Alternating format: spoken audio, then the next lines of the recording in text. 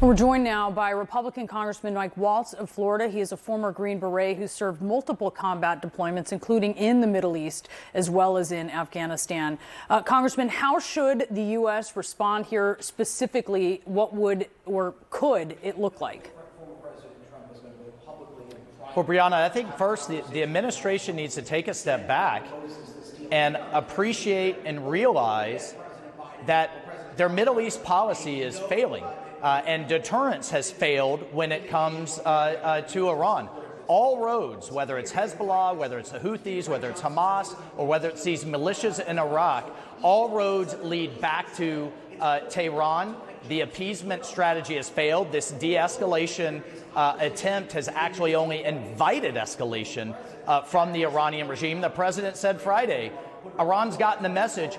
Clearly, they have not. And now we have 3 service members dead because of it. So I'm looking on this administration to do a 180 and sit politics aside. Just a few years ago, under the previous administration, ISIS was defeated, Iran was broke, and we had peace breaking out in the Middle East with the Abraham Accords under President Trump, and now we have this. So they have got to look. We just had Sabrina Singh on this network lying to the American people and saying she's the Pentagon spokeswoman and saying the conflict has been contained.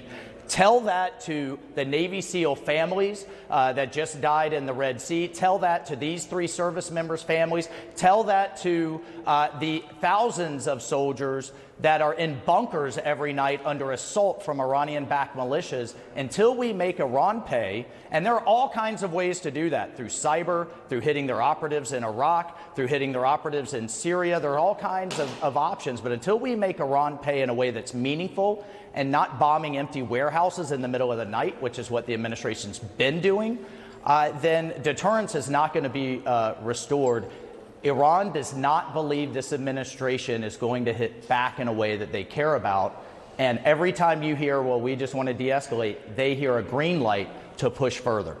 And I know you're critical of President Biden, that you think he's emboldening Iran here.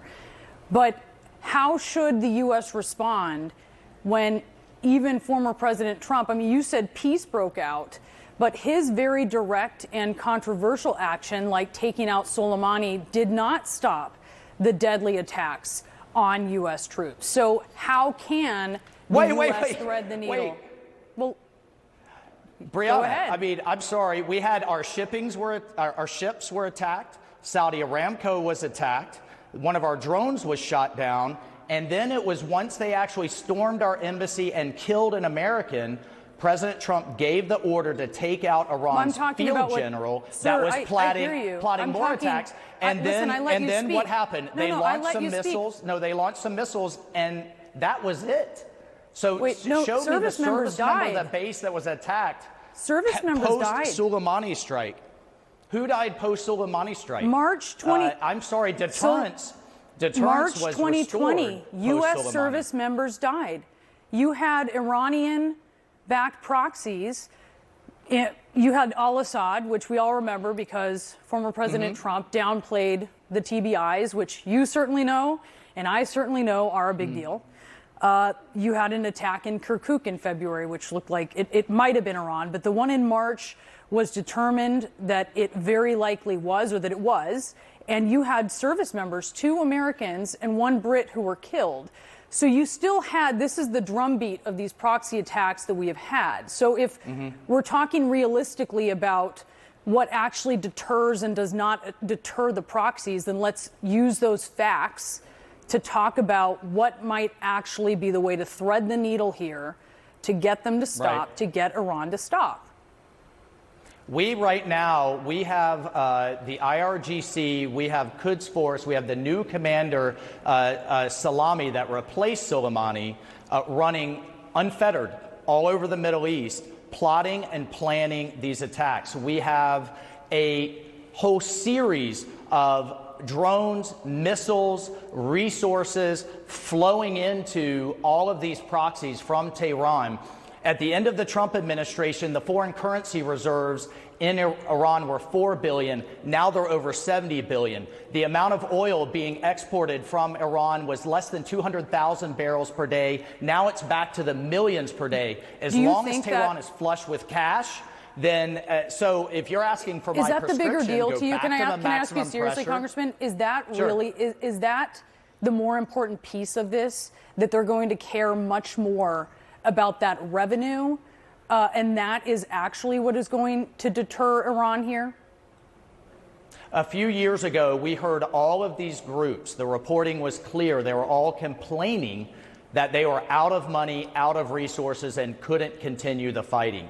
That was from Nasrallah and Hezbollah down to the Houthis, Hamas, the PMF, the militias in Iraq were all broke because Tehran's currency was failing, their oil couldn't be exported. We were actually enforcing the sanctions. So at the end of the day, if the administration wants to do something effective, then they have to back away from this vain hope of getting back into an Iran deal and the appeasement that goes with that, go back to maximum pressure, dry up the coffers, and that will have a deterrent effect across the Middle East. In addition to a kinetic attack on their operatives, that doesn't have to be inside Iran. They're all over the Middle East: Syria, Lebanon, Iraq, and Yemen. So there are a number of things that we can do. But what we hear is this: well, you have to invade Iran in order to have a deterrent effect. That's not what we did in the last administration, and we know what works.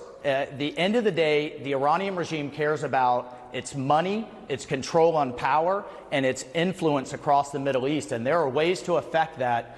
But what this administration has been doing has not been effective. Well, Clearly, let me ask you, there have been some attacks under this administration that have killed, for instance, if, we're talking about maybe a different militia here, but that have killed Houthi militants. Certainly hasn't stopped anything there. We saw attacks. We saw attacks under the Trump administration from these Iranian-backed proxies as well. So what actually stops them, though? Because you're talking about attacking them, but that didn't actually stop. So Tehran will trade the lives of its proxies for American and Israeli lives all day long. That's why they have these proxies. And that's a good deal for Tehran.